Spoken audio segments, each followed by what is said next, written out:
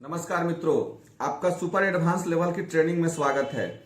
मित्रों, अभी आपको हम जो स्टेप बाय स्टेप बताते चल रहे हैं उसको हमेशा याद रखिएगा, क्योंकि आप जो किसी भी बीमारी में जब ट्रीटमेंट प्रोटोकॉल बनाएंगे तो इन सभी बिंदुओं की आपको आवश्यकता पड़ेगी। इस बात को गौर से याद रखिएगा। हमने आपको बताया कि एक्शन के बिंदु पर ट्रीटमेंट कैसे कर सकते हैं। इन यांग को जब बैलेंस करना हो, अपर पार्ट और लोअर पार्ट को बैलेंस करना हो, उसको अपने हिसाब से जज करके कैसे बैलेंस कर सकते हैं।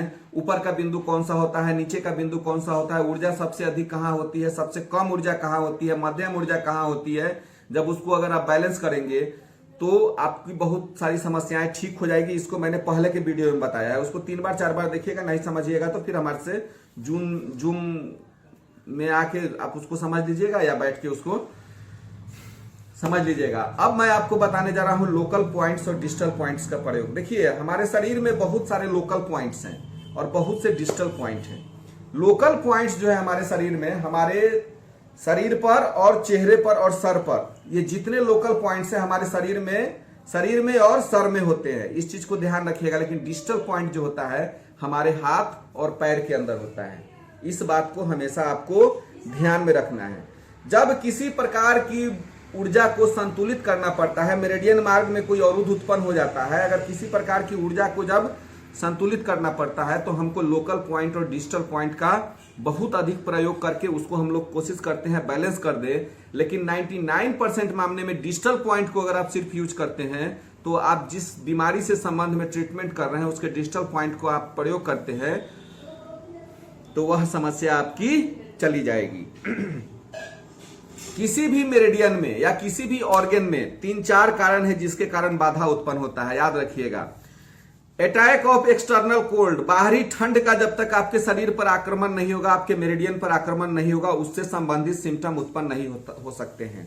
अटैक ऑफ एक्सटर्नल डैम्पनेस, आर्द्रता का जो संबंध, बाहरी गर्मी जब तक आपके शरीर में नहीं पड़ेगी तब तक, या आर्द्रता का असर नहीं पड़ेगा तब तक उससे संबंधित कोई समस्या नहीं हो सकता है। अटैक ऑफ एक्सटर्नल विंड, बाहरी हवा जब तक आपके शरीर पर नहीं मारेगी तब तक उससे संबंधित समस्या उत्पन्न नहीं हो सकती है। स्टैग्नेशन ऑफ क्यूआई, ऊर्जा की रुकावट हो सकती है, ब्लड की रुकावट हो सकती है, स्प्रेन हो सकता है यानी मोच हो सकता है। उस तरह की स्थिति होती है तब जाके हमारे शरीर में किसी प्रकार की समस्या उत्पन्न होती है। मौसम के अटैक के लिए हमने जिंगवेल पॉइंट, सुए स्ट्रीम पॉइंट, जिंग रिवर पॉइंट, ये बहुत से पॉइंट्स आपको मैंने पहले भी बता दिया है मौसम के हिसाब से ट्रीटमेंट करने के लिए। लेकिन यह सुपर एडवांस लेवल की ट्रेनिंग है तो इस स्थिति में बहुत ऐसे बिंदु हैं कि 2 या 4 बिंदु का प्रयोग करके भी आप चाहिएगा तो बाहरी अटैक को कंट्रोल कर सकते हैं।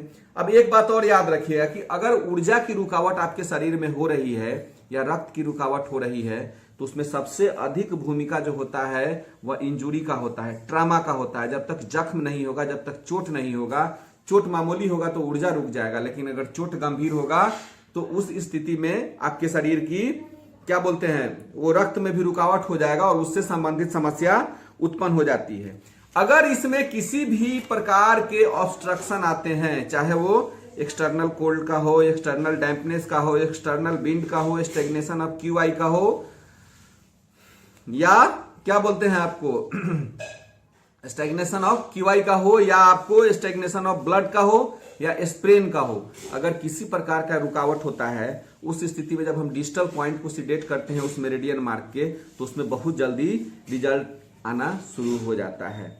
डिजिटल पॉइंट हाथ पैर दोनों में है, लेकिन पैर का जो डिजिटल पॉइंट है वह हाथ के डिजिटल पॉइंट से बहुत अधिक प्रभावी होता है। हम लोग रोगी को देख के डिजिटल पॉइंट और डिजिटल पॉइंट में हाथ पैर के डिजिटल पॉइंट का प्रयोग करते हैं। अगर रोगी बहुत बलवान है, रोगी मजबूत है, तो उसको हाथ पैर दोनों के डिजिटल पॉइंट का हम एक साथ प्रयोग कर सकते हैं। इसको याद करके रखिएगा। रोगी बहुत मजबूत है तो हाथ पैर दोनों के डिजिटल पॉइंट को हम लगा सकते हैं। रोगी अगर औसत बलवान है तो सिर्फ पैर के डिजिटल पॉइंट को लगाते हैं, और रोगी अगर कमजोर हो तो उस स्थिति में सिर्फ हम लोग हाथ के डिजिटल पॉइंट का प्रयोग करते हैं और उसमें रिजल्ट आना शुरू हो जाता है। जैसे अगर हमारे दांत में किसी प्रकार की समस्या उत्पन्न हो रही है तो इसके लिए सबसे पहले क्या करते हैं हम लोग, अगर देखते हैं कि रोगी कमजोर है या सामान्य से कम है, तो उस स्थिति में ईएनटी की कोई प्रॉब्लम हो या इसके ऊपर कोई प्रॉब्लम हो, तो हम लोग LI4 का प्रयोग करते हैं, LI4 को सीडेट करते हैं। LI4 क्या है, वह डिस्टल पॉइंट है दांत का, किसमें, हाथ में, लेकिन ST44 भी डिस्टल पॉइंट है, किसका, दांत का, तो वह पैर का है। अगर किसी को एक्यूट दांत की प्रॉब्लम हो तो LI4 और ST44 को सीडेट करिए। आप करके देखिएगा जिस संबंधित समस्या के बारे में, जैसे इसके ऊपर के डिस्टल पॉइंट में अगर इसको और ST44 को एक साथ प्रयोग करते हैं, लेकिन याद रखिएगा उसके लिए आदमी को बलवान होना चाहिए, बल उसके अंदर अधिक होना चाहिए, नहीं तो उससे संबंधित समस्या उत्पन्न हो सकती है। अगर आपको सीडेट करने में कोई बाधा आ रही है तो आप उसको बैलेंस कर सकते हैं। एक डिस्टल पॉइंट को लेके आप बहुत सारी बिंदुओं को, बहुत सारी बीमारियों को आप ठीक कर सकते हैं। किसी को कनपट्टी में माइग्रेन का दर्द हो जाता है, किसी को कनपट्टी में अगर माइग्रेन का दर्द हो जाता है, उस स्थिति में हम लोग क्या करते हैं कि TW5 और GB43, TW5 जो है ये ट्रिपल वार्मर मेरिडियन, यहां तक आता है ना, TW23 के आसपास में कहीं पर है, तो इसके अगर कनपट्टी में हो तो ये ट्रिपल वार्मर मेरिडियन से गाइड होता है। तो हम लोग क्या करते हैं कि हाथ में अगर इसका डिस्टल पॉइंट कौन है तो TW5, और पैर का डिस्टल पॉइंट, और इसका पैर में डिस्टल पॉइंट क्या है तो गॉल ब्लैडर 43। या तो आप अगर बलवान मरीज है तो हम क्या करते हैं कि TW5 और GB43 को एक साथ सीडेट करते हैं कनपट्टी वाले माइग्रेन में। सामान्य बल है तो सिर्फ GB43 को सीडेट करके ठीक कर सकते हैं, और अगर बहुत अधिक बल हो उसके अंदर तो हम क्या करते हैं कि दोनों का प्रयोग करते हैं।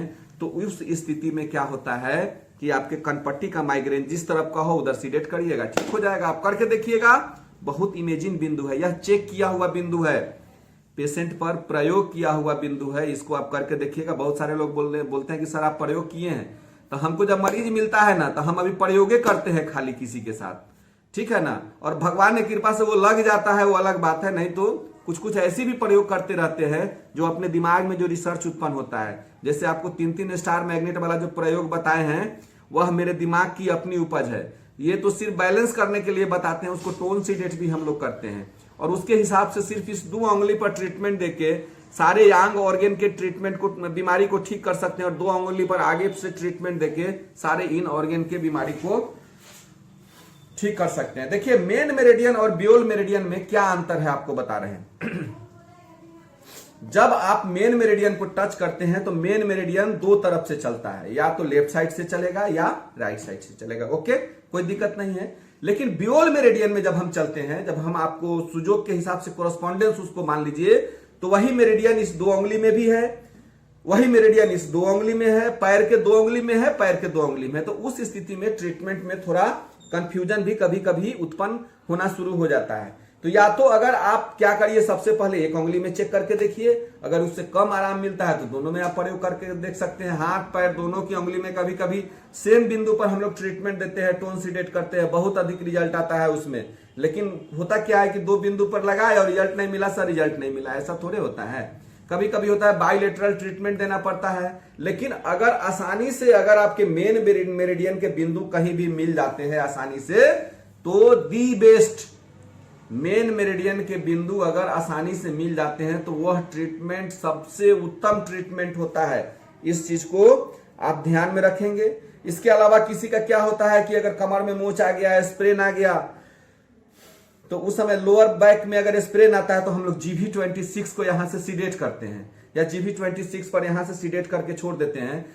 मोच आया यहां, सीडेट किए यहां से, और बीमारी डिस्टल पॉइंट है इसका, ठीक हो जाता है। किसी को अगर यूट्रस प्रोलैप्स हो रहा है, यूट्रस नीचे से नीचे है, यहाँ जेनिटल पार्ट है वो, और वो प्रोलैप्स कर रहा है, और हम लोग उसको खींचते कहां से हैं, हाथ के बिंदु से खींच लेते हैं, खींच के देखते हैं, बहुत अधिक रिजल्ट आता है। आप उसको करके देखिए ना, करके देखिएगा, बहुत अच्छा रिजल्ट है। आप करिए तो करने के बाद, लेकिन आपको पहले सबसे पहले ये समझना पड़ेगा कि हम मेन मेरिडियन में इसको खींच लें या ब्यूल मेरिडियन में। ब्यूल मेरिडियन में एक हाथ में दिए, कम आया तो दोनों में दिए, उससे भी अगर सेटिस्फेक्शन नहीं होता है तो पैर के भी ब्यूल मेरिडियन में, पैर में भी ब्यूल मेरिडियन होता है, उसके हिसाब से कर लीजिए। और नहीं तो अगर मेन मेरिडियन अगर पकड़ में आ जाता है तो दी बेस्ट हम क्यों बोलते हैं जिंगवेल्स पॉइंट में सारे मेन मेरिडियन पर आप कीजिए कि SI1 और H9 यहाँ पे आराम से लग रहा है, लग जाता है खोजने में। यहाँ पे TW1 है, आराम से लग जाता है। P9 यहाँ कॉर्नर पर है, आराम से लग जाता है। उसके बाद क्या बोलते हैं LI1 है यहाँ पर, ये आराम से मिल जाता है। और ये क्या बोलते हैं इस तरफ यहाँ पर LU11 है। यहाँ कुछ कंफ्यूजन क्या हो जाता है कि जब डॉक्टर वॉल के बिंदु का जब हम प्रयोग करते हैं, जो LU मेरिडियन इधर होता है तो इस तरफ भी होता है, तो उस स्थिति में हम लोग क्या करते हैं, लिम्फ ही तो दबेगा ना, तो दोनों तरफ से लगा देते हैं। चलिए इस पर चर्चा बाद में करेंगे। इसके अलावा डिस्टल पॉइंट जो है, अगर कंधा में मोच आ जाता है, कंधा में मोच आ जाने के बाद अगर लार्ज इंटेस्टाइन पर मोच आया है, तो उस स्थिति में हम लोग क्या करते हैं कि लार्ज इंटेस्टाइन मेरिडियन में आया तो उसको हम लोग क्या करते हैं, इसका ये लार्ज इंटेस्टाइन मेरिडियन में अगर आता है मोच, तो उस स्थिति में हम लोग क्या करते हैं कि GB38 का प्रयोग करते हैं। अगर ट्रिपल वार्मर मेरिडियन में आता है तो GB40 का प्रयोग करते हैं। उसके बाद क्या है कि अगर ये स्मॉल इंटेस्टाइन मेरिडियन में अगर कंधा के सामने मोच है तो UB58 का करते हैं। मेरिडियन को पहचान लेना है, जैसे ही उसको सीडेट करेंगे बहुत अधिक रिजल्ट मिलता है। आप लोकल पॉइंट में भी उसको कर सकते हैं और डिजिटल पॉइंट में भी कर सकते हैं।